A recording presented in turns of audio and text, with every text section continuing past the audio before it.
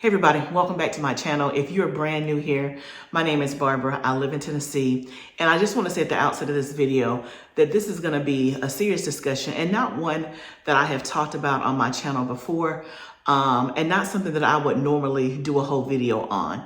But it is something that has been on my heart, I would say, for at least the last month or so, and it will not leave me. And I've only had that happen one or two times when it comes to something on my channel, and it won't leave me. And that's when I know, okay, somehow, some way, for some reason, the Lord wants me to talk about this. Okay, so I am a Christian, if you're new here. And what I want to talk today about is preparation. This is a topic that, again, I've seen many people are talking about it on the internet. They're talking about it on social media. They're talking about it on YouTube. And I've watched videos and all of that stuff. I don't normally talk about that on my channel here. Normally we just talk about gardening, homesteading, and being intentional, being efficient, and being organized when it comes to gardening, homesteading, planning your meals, kind of running your house. Those are typically the things that I talk about. I don't consider myself to be what you would call a prepper. I've never considered myself to be a prepper. But this conversation is probably going to come across that way. So if you're new here, that is the disclaimer. If you're not new here, then you absolutely know that this is not something that I normally talk about on my channel. But I invite you to get you a cup of tea, water, drink, whatever you want, and put me in your ear while you're doing some other stuff. But I want you to really listen, pay attention, and I want to engage in a conversation. I want you to give me your thoughts and your comments about what you feel about it. I want you to hear my heart. So this video is about preparation and being intentional and making sure that as much as possible, you are moving towards a way of being self-sustainable, being prepared for anything that might come. Now, we are on the heels of the election. We are on the heels of, crime in the world. We are on the heels of the world seems to be very chaotic right now. It can be very unsettling. It can be downright scary. It can be unnerving. It can be a lot of things. And so when I think about why is it important to have this conversation, let me first talk about why I didn't want to have the conversation. in terms of I've been just fine with it in my own thoughts, ruminating. But the reason why I didn't want to have the conversation is, one, that's not what I normally talk about. And I try to keep my channel very consistent. I try to be a safe place for especially people that are new to gardening or that want to learn how to garden and all that. So I try to be a safe space, and I try to keep it in the gardening, the homesteading, taking the food that you grow in your garden and then cooking it. I try to be that. That is what this channel is about.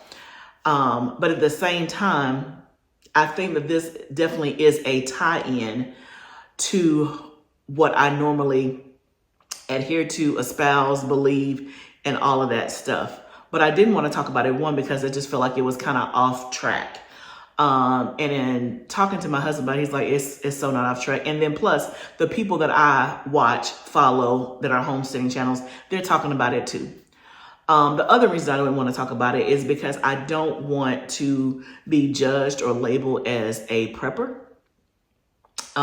Just because because a lot of times, and again, this may be my ignorance, but a lot of times I feel like when we talk about preppers in that sense, it is people who are operating in a huge state of fear, right? And I'm not going to say that I don't have any fear. What I am saying is the lens that I am coming through is we should be prepared because it is the right thing to do. Now, certainly I have beliefs. I have thoughts about what's going on in the world. I have all of that, and I'm sure you do too. And I'm not here to debate or to go back and forth about what you believe versus what I believe. I want to find a common ground, which is, let's talk about preparation, and let's talk about what you are doing in your family to prepare for anything major that could be coming. Let me also give you this as a backdrop. Last year, early this year, for those that follow me, you know that we did not have water for 10 days. it was rough, okay? It was absolutely rough. It's because we had bad weather, but really the power, the main lines in our local community, those lines broke. And so it was not because we didn't, leave water running or something like that. Like, it wasn't any fault of our own. It was really just, the county. And so we were without water for 10 days. And I kind of documented that. If you want to go back and watch, you can. That was in late December, early January. It is now almost November. And I am ashamed. I am embarrassed, but I'm going to be honest that the things that we said we were going to do back in December and January so that would not happen again has not happened, right? It is in motion, but it is only in motion as of the last couple of months.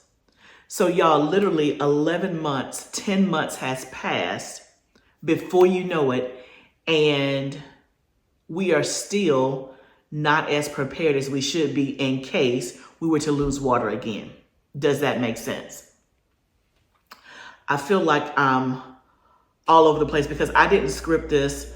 It was, and kind of when these things happen to me, it's like the feeling will not let me go. It's the only other time that I can remember from a channel perspective that I had this feeling is when I did the prayer for the garden. If you guys were here earlier in the year and you were following me, remember I did a public prayer for my garden, our gardens, everybody who was watching gardens. And I felt like the Lord asked me to do that. I did not want to do it. Did not, right? Just didn't see the sense of it, didn't see the purpose, but I was obedient. And as soon as I was obedient, I had peace. This same thing, I'm not sure why he wants me to talk about this because I'm perfectly fine talking to myself about it or talking to my husband about it. But I feel led to do it. And so if one person is blessed, touched, or is moved to action because I decided to be obedient, then therefore, so be it. But going back to us not having water. So we did not have water for 10 days. And in that video and in that time, we were frustrated, we were disgusted, and we said, oh, forget this. This is not going to happen again. As soon as we get water, we are going to get the rain barrel. We are going to get a well. We are going to get another source of water. We're going to buy this. We're going to buy this. We're going to buy that.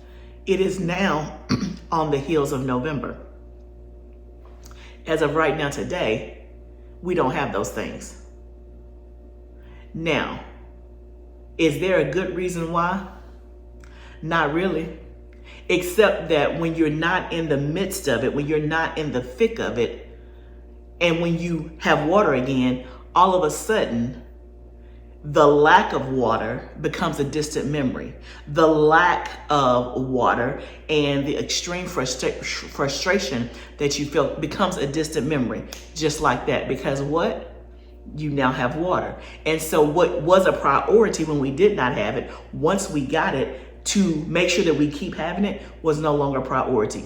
Now, that's real life. And again, I can boldly and honestly say, and I'm just being transparent, that is what's happened. And so it was about, I think maybe 2 months ago, looked up, I'm like, oh my goodness, it's September. What if we lose water again? I cannot believe it's been 9 months and we have done nothing. So now we start, trying to get on the ball, and now we're on a waiting list, right? To see about getting a well. Anyway, that's not what this video is about, but it is what this video is about, because the point is, when it comes to preparation, sometimes that is like priority number 99 for many reasons. One, we think that, oh, that's never gonna happen. 2, it's not gonna be that bad. 3, oh, we'll be fine. Like, whatever the case may be, plug in the blank. I want you to think through a time in your life when you wish that you would have prepared that you didn't. Was it during the pandemic, right? Was it during last year? Did you not have water? Did you not have power? What about if you were in the hurricane zone with Hurricane Helene in North Carolina, South Carolina, Georgia, Florida, and you lost power or you lost water for days or weeks? If you now have power restored, have you taken steps to be more prepared than you were before? Hopefully that's making sense. So when I talk about preparation, I like, the analogy that comes to my mind is like insurance. Many people feel like insurance is a waste of money. They feel like, oh my goodness, they're just making money because on the possibility that something could happen. And you know what? That's true. Insurance is just that. In case, if it happens, in the slight chance, in the big chance, if the risks are, if the possibilities are that this is going to happen, then you are covered. So you are paying something monthly, annually, quarterly for an if. And if that if never happens, if that if never comes, you may feel like that you spent your money in the wrong way. You may feel like that you wasted your money. But if the if comes to pass, if the if happens, you are so glad that you have insurance. Think about it. You are so glad that you have insurance, right? You may think, man, I'm a safe driver. Never had a car accident. I'm a road warrior. But if you have an accident, aren't you going to be glad you have insurance? Aren't you going to be glad that you took out the extra coverage to get your car towed, to get you a rental reimbursement for 30 days? Aren't you going to be glad that you upped the ante? Yes, you are. When it happens, when the event happens, you glad you got insurance. You can't wait to call in your claim, right? Because you know you're going to be covered. But when you don't have insurance, when you have not prepared, it's a whole different emotion. A whole different emotion. So I want us to think about, and I'm not a genie. I don't have a magic ball. I can't tell you what's going to happen when, but I do sense, and I think I'm not the only one. There's many people that say, man, this world is getting very chaotic. There are many people that are afraid or have some concerns depending on which way the election goes. We may have there's a civil unrest. There's a lot of theories, rumors, and all that. Or we may have another hurricane. We may have another natural disaster. We may have another war. Plug in the blank, whatever your thoughts are. War, hurricane, natural disaster, another pandemic, health crisis, like whatever it is. It doesn't matter what the it is. I want you to think about a situation where it is not normal, meaning you don't have your normal access to food. You don't have your normal access to supplies, whatever it may be, water, gas, you name it. Think about a situation where life is not normal. Think about a situation where you don't have the conveniences of life. That is what we're talking about. And my question is, are you prepared? Do you care about preparing? Are you preparing? Do you have some stuff prepared? Are you like, it don't matter, God gonna take care of me, he gonna take care of us? Like, what are your thoughts? I wanna know in the comments. Now, here are my thoughts. Number one, I absolutely believe that God is a good father and that he takes care of his children. I 100% believe that. And I also believe that he expects us to do what we can, especially if he has given us signs, if he has given us a leading, if he has given us some words, something that says, you know what, have some common sense, be prepared, right? If they tell you a storm is coming and it's headed to your area, you can do one or two things. You can believe it or not believe it, right? You cannot believe it and still kind of be prepared because you keep stuff, right? You can believe it and still not be prepared. But isn't it something to believe and be prepared? And what is the worst case scenario if you're prepared and whatever the event is does not happen? What's the worst? So to me, it makes sense to prepare. And so here's what sparked all this. And y'all just roll with me because I know that I feel like I'm all over the place, but I believe that the Lord is going to bring it all together. Here's what sparked this. I was preparing I was speaking at an event. And my topic was around gardening. And then I had another talk around food preservation and just preparation in general.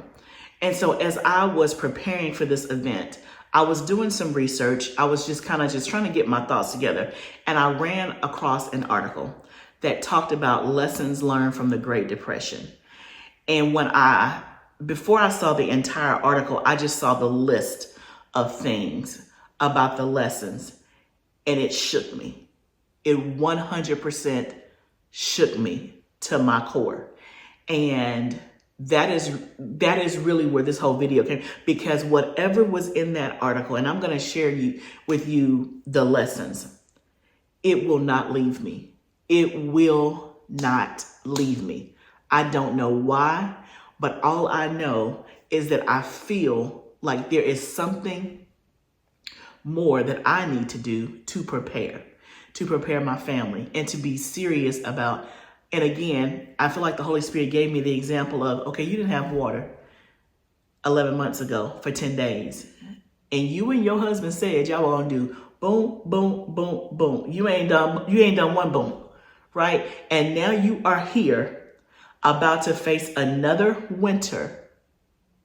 And if you lose your water again for 10 days, you're gonna be mad. Because the opportunity that you had to try to remedy this or to try to be in a better situation, you have not done. Y'all, that's raw truth. That is raw truth. And so when I read this article and it was talking about what they did in the Great Depression and what lessons we can learn from that, it really shook me. Now, am I saying we're going to have another Great Depression? I'm not saying that, but I'm also not saying it either, right? Because I don't know. But what I do know is that things are very unsettling right now. What I do know is that some things have happened that I didn't think were going to happen. What I do know is that I have seen some disasters and I'm like, wow, OMG. What I do know is that I have been caught with my pants down because I did not have things prepared. You guys have heard me talk about, before I moved to the country 5 years ago, you guys have heard me talk about when I lived in the city, I thought I was buying bulk. I move out here and I'm like, I ain't been buying bulk. When the pandemic hit, I realized I have not been buying bulk, because buying bulk is not just buying one extra pack of toilet paper. That's not bulk. Now, if that's what you can do that. But my mind and what I thought had to be rewired, had to be redone, right? I was one of the ones looking for toilet paper in March 2020 and couldn't find none nowhere. Why? Because we didn't have enough here. We were going to be stuck here for months. So I say all that is that we have evidence that there have been things in the past that, and I'll speak for me, that have caught me off guard. There have been things in the past that I'm like, oh, I'm not as prepared as I should be. There have been things in the past like, you know what?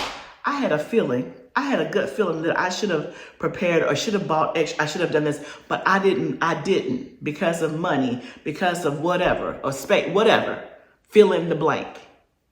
So I know for me, I have evidence. And so when this article would not leave me, I'm like, okay, let me take inventory of what is on this list that I feel good about, B, I don't feel good about, and 3, I don't even know what I'm going to do. And that's all I'm asking you to do is, as you listen, I want you to take inventory. I'm not here to tell you what to do. This is not a preaching like go forth and do such. It is really, I just want to have a conversation. You let how it lands for you, take the good, take the lesson, whatever gem lands on your spirit that you're like, yep, I need to grab that, take it and run with it. If nothing lands for you, so be it, right? But I feel like for somebody, something is going to land and you're going to say, what, you know what? I need to do better at that. Or I need to think about that. Or I need to research that. I need to figure out a way on how to do that, right? Okay, so let's just jump into it. So when we think about the Great Depression lasted about 10 years, 1929 to 1939, right?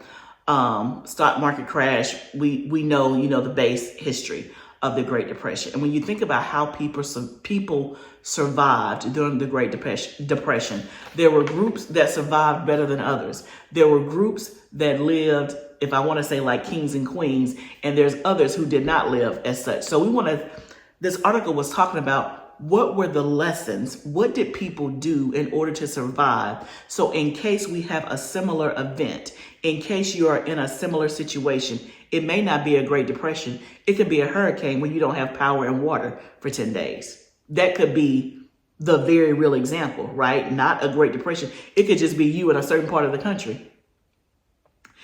Here's some lessons that we can learn about being prepared. So number one was this: grow your own food.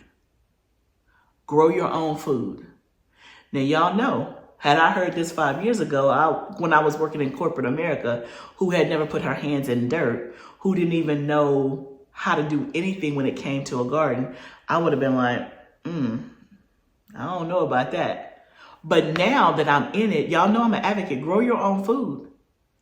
Grow your own food. There's so many reasons. Like, y'all, this right here, to me, is common sense.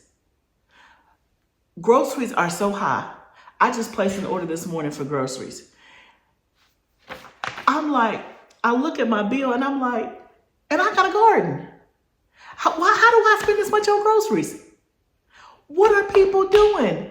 And you don't even grow your own food. What you doing? How you doing it?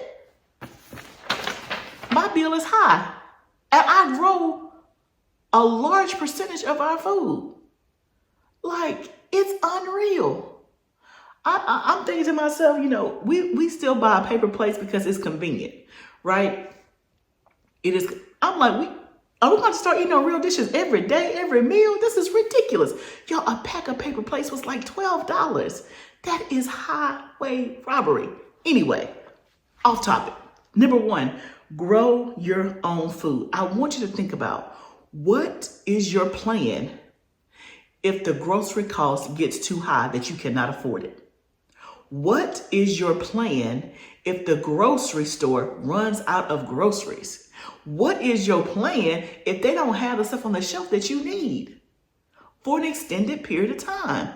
Grow your own food. Back in the Great Depression, they had what they call victory gardens, right?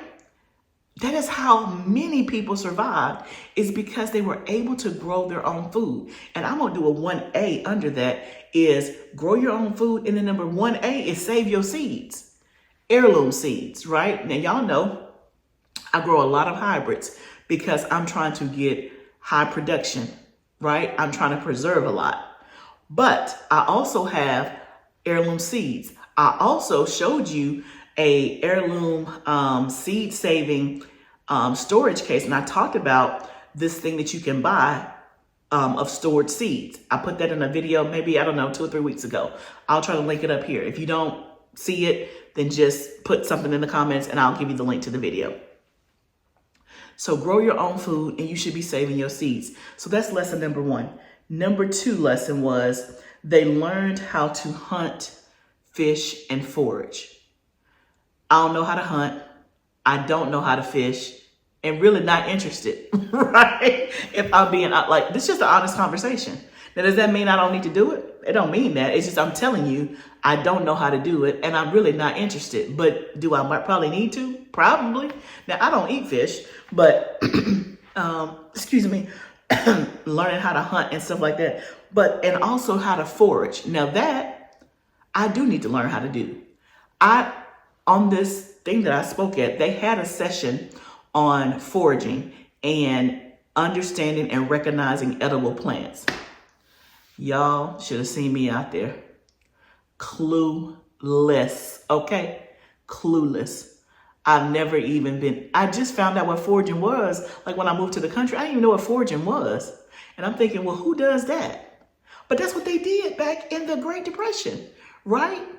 They knew at least how to secure them some food, and they knew what was edible and what wasn't. So y'all, even if you're like, I don't want to eat no grass, I don't want to take off no branch and eat it, I don't either, y'all. I don't either. But I do think it's important to know what's edible and what's not. I do think having the skill is important, so that if you have to use it, you can pull it out your back pocket. But you can't pull out your back pocket nothing that you ain't never put in there. Now, again, y'all, I'm just being real, raw, and honest. I'm not going to act like I'm up on all of this and like, oh yes, we should do that. And I know how to do it. I don't know how to do it. And I really don't want to. But when I look at it, I'm like, sis, you might need to learn how to forage, right? Okay, so that's number 2. Number 3, they had a bartering system.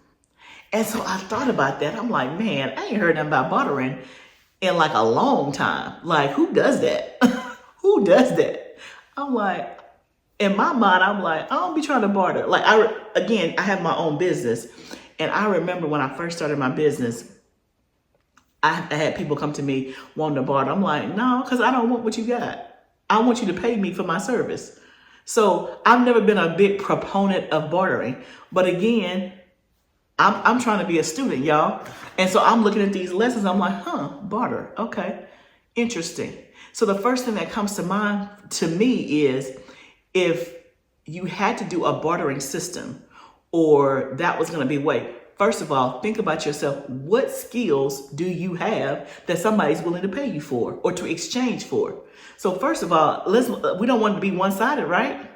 So for example, when I was starting my own business, and when I first started my business, I was doing career coaching. And so people was like, hey, can you do my resume and I'll give you such and such? I'm like, no, because I don't want that. I already got that, or I don't want that, right? So when you think about bartering, what are you bringing to the table? What skills do you have that would be worthy of bartering, that somebody would want? So, because if they have something that you want, you need to be able to bring something that they want. Does that make sense? So to me, I start thinking about, well, what skills do I have? What skills do I want to have? I know how to make bread. I think that's useful, right? Making bread. If you don't know how to make bread and you hear the sound of my voice, check that off your list. Learn how to make bread. I did a whole workshop on sourdough bread baking. If you want the workshop, the replay, the guide, all of that, just put a comment down. I'll give you the link. Go to my website. You can buy the whole thing. Watch somebody on YouTube. Go to the library. Get your book. There's so many ways. But learn how to bake bread. 1, for your family. And 2, that is a skill that you could probably barter, right? Do you know how to make soap? Are you good with your hands? Can you build something? So there's so many things, but a bartering system was one of the ways that they were able to barter or to get stuff. Number 4 lesson, they learned how to reuse and recycle. I'm bad about this. Now, there are many people out there, and probably people that watch me, that are very environmentally friendly, environmental stewards of the earth. They don't use single-use plastic, so they're very environmentally conscious. I honestly am not, right? Do I need to be more? Yes, I do need to be more.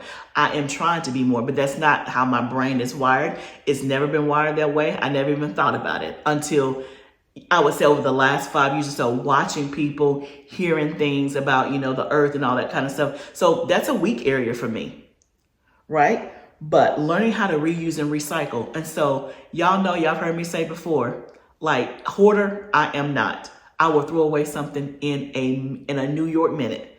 Now my husband, he gonna keep it. Me, I'm gonna throw it away. But you have to think about, in the Great Depression, they probably weren't throwing stuff away, right? They were reusing, they were recycling, they were using flour sacks to make dresses, right? They were reusing something over and over. Like even now in my own kitchen, you guys know that I am trying to build up my stash of stasher bags. So stasher bags are the reusable plastic bags instead of just using Ziplocs. Now I still use Ziplocs, I still buy Ziplocs. But I am trying to incorporate using reusable, because you can reuse it instead of just using something one time, what they call the single-use plastics. But even when I use a freezer bag, a Ziploc freezer bag, there are times when I know that I can reuse it. I can rinse it out, wipe it out, wash it out, because it's not that dirty. But what do? There's something been in it, I just throw it away. So again, think through, is that you? Can you modify your mindset? Can you try to change that? Can you try to work on that? I think we can, right? Okay, so number 5 lesson was they were a jack of all trades and they grew their knowledge. So they had lots of skills. sewing, carpentry, plumbing, soap making, cheese making, bread making, preserving food, all the stuff.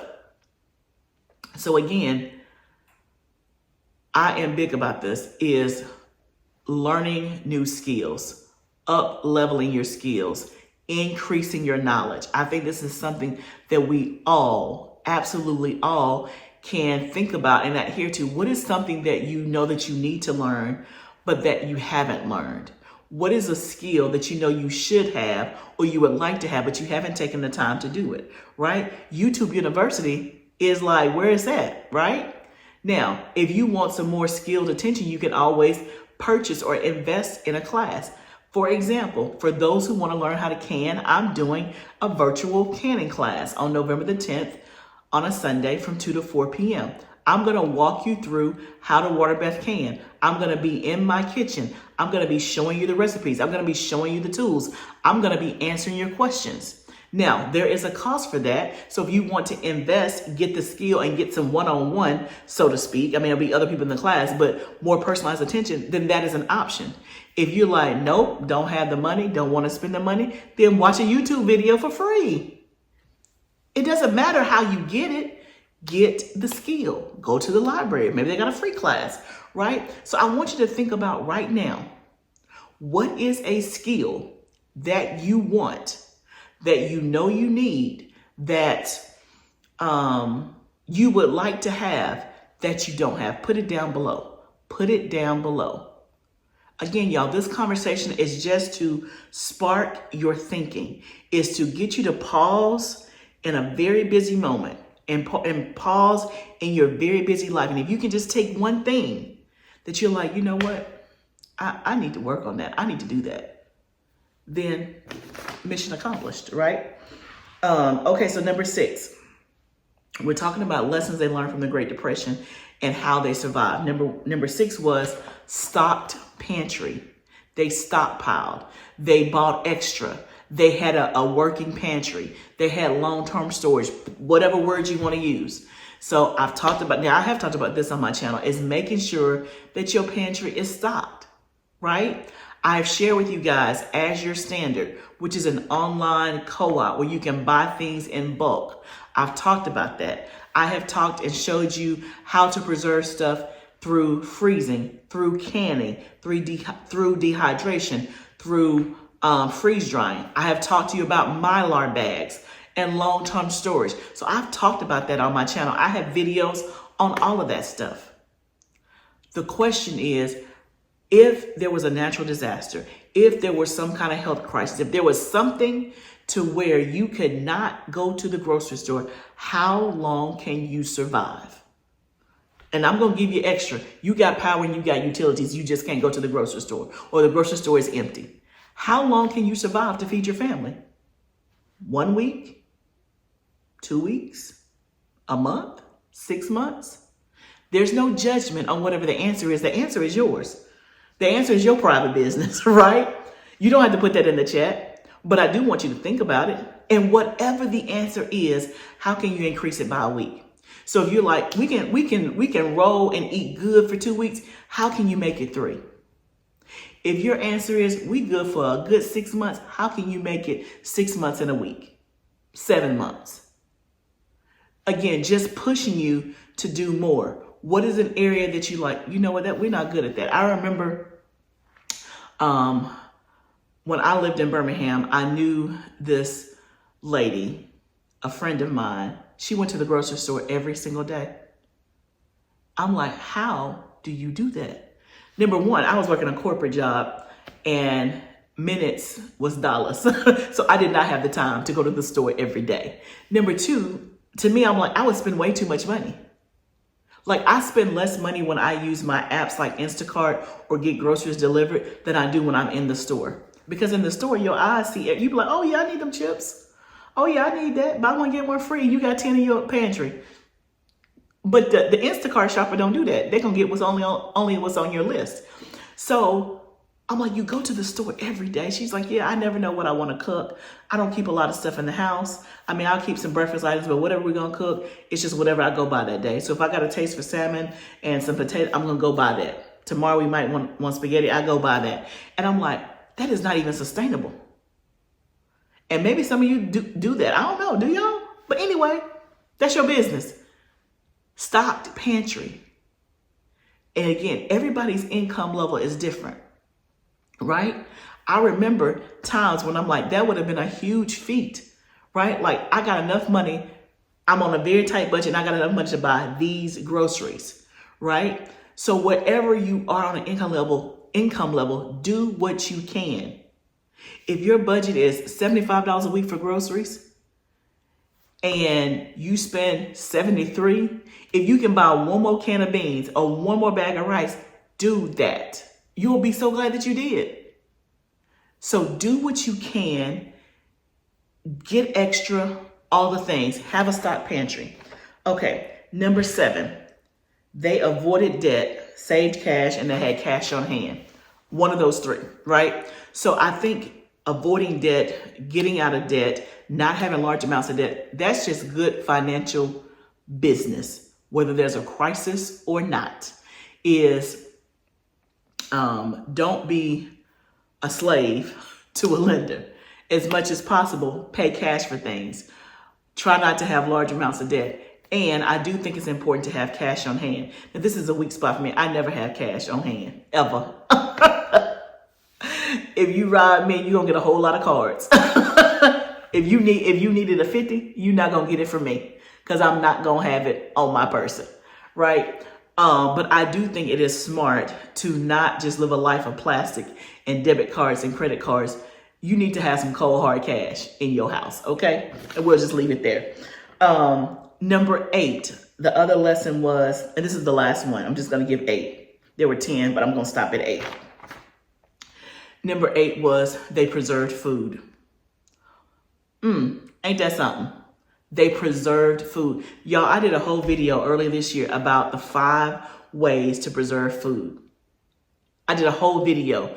In that video, I talked about each way. I talked about the pros and the cons, and I talked about the cost level of investment for each method. So I'm not going to spend time going through all of that again. I did a whole video about it. But the 8th lesson was they preserved food. They had stuff that they could use in a crisis. Now, preserving food and having a stock pantry are 2 different things. I heard somebody else say this that was hit by Helene. She said, I have a whole lot of dry goods. I had beans, and Mylar bags and 5-gallon buckets. I had all of that. She said, but we didn't have power and we had to run a generator. She said, what I wish I would have had was some cooked beans. Listen to the lesson. So she had stocked pantry. She had 50-pound bag of beans, but they weren't cooked. Are you following me? So she said, we had a generator, but we needed to use the generator on an as-needed basis for all of the major stuff. I did not want to use my generator, and I did not want to have to go source some water to get a source of water, use the water for that, boil water for the beans, and cook the beans for 2 or 3 hours. It would have been better had I already had the beans canned, because the beans without power and water were of no good to me. Listen to what she has said. Y'all. And yes, I am plugging my class, but it's not just it's not plugging my class to make me great. I'm talking about this canning class because I know that you need it. I know you need the skill. I know that this is the time for you to get this skill. I purposely did it in the fall and winter because I know in the summertime it can be real busy. I know you need it. Now, is canning the only way to preserve food? It is not, but it is a way to have shelf-stable food on your pantry shelf. So in her example, cooked beans that she could have just opened the jar and heated up was a lot better than having a whole 50-pound bag of dry beans in her basement. So they learned how to preserve food. If you don't have a freeze dryer, okay, what are you going to do? Are you going to freeze everything that you have? How many freezers do you have, right? In that video, I talked about the 5 ways, and I talked about you need to diversify the way that you preserve food. Do I can everything? No, I can. I freeze dry, I dehydrate, I freeze, and I use Mylar bags. I use all the methods for all different reasons, for all different things. So that way it is diversified. Because if you have everything in your freezer and you lose power for 10 days, guess what? You don't have no food unless you got a generator, right? If you can everything and don't do any other method of preservation, how long is it going to last you? How much storage space do you have? So you get my point, hopefully. Find a way to preserve your food. Canning is a way. If you don't know how to can, I strongly suggest that you come to my class. I strongly suggest that you make the effort, the time, and the energy. So y'all, those are the 8 lessons. I'm going to go through them again. Grow your own food. Learn how to hunt and forage. Barter system. Reusing and recycling. Growing your knowledge. Stocked pantry. Avoiding debt. And preserving food. Out of those 8, where do you feel like you have the greatest opportunity? If you're willing, put that in the chat below. And you know what? I'm going to do the same thing. Let me think about this list. Out of these 8, where do I have the biggest opportunity? I would say my biggest opportunity is probably number 2 on the foraging and knowing the how to forage, knowing what's edible plants and all that stuff. I don't know how to do that. And then number 4, how to reuse and recycle. It's not even in my nature. But you know what? God can change my nature, right? If I'm willing. Those are the things that I'm probably least comfortable with or have the least amount of knowledge. Then if I had to add a 3rd one, it would probably be growing knowledge. There's obviously some skills that I have, but there's skills that I still need to learn and to hone in on. Like I've made, what do you call it? Like foam soap before. I've never made bar soap. I've never made candles. It's on my list. I want to learn. I need to learn how to sew. I can sew a button. That's about all I can do. What else? I don't know how to knit, crochet. So that's probably would be another one. Is growing my knowledge and getting more skills. So those are mine. If you're willing, share what yours are. Share your top opportunity. Let me know what you're going to do about it. Right?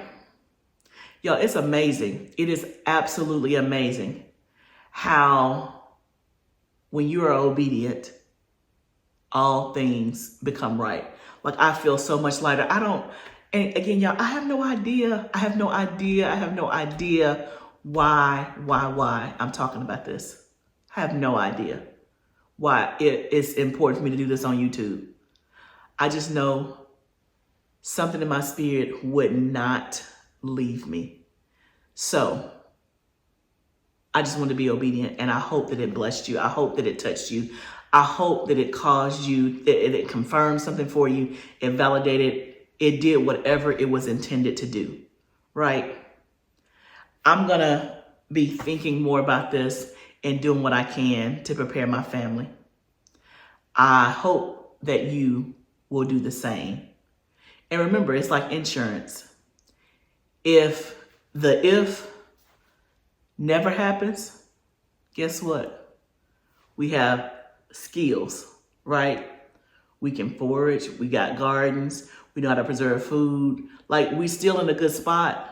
Nothing is wasted. Nothing is ever wasted. But if the if does happen, you're going to be glad that you did. You're going to be glad that you tuned in today. You're going to be glad that you took the extra time. You're going to be glad that you took the extra money. You're going to be glad that you paid attention and that you just did the thing. You're going to be glad that you listened to the voice of the Holy Spirit. You're going to be glad. And so I pray, I hope that somehow this was a blessing to someone who is watching. Remember, y'all, I'm on here usually talking about gardening, and gardening is a journey, but this homesteading is a journey. But let's do it together. I'll see you next time, friend.